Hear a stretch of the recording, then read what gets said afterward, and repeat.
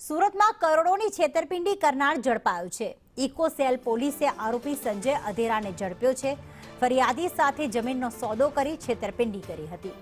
ફરિયાદીની જમીનનો 59 કરોડમાં સોદો કર્યો હતો તો આરોપી 21,000 ટ્રાન્સફર કરી સંપર્ક વિહોણો થયો હતો। ઇકોસેલ પોલીસે આરોપીને ઝડપીને તપાસ હાથ ધરી છે।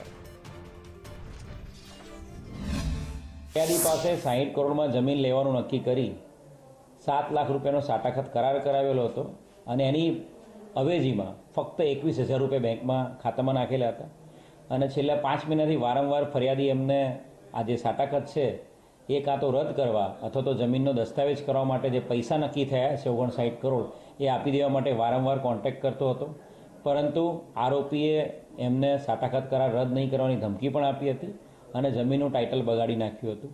એ અનુસંધાને ઇકોસેલે આ બાબતે ગુનો દાખલ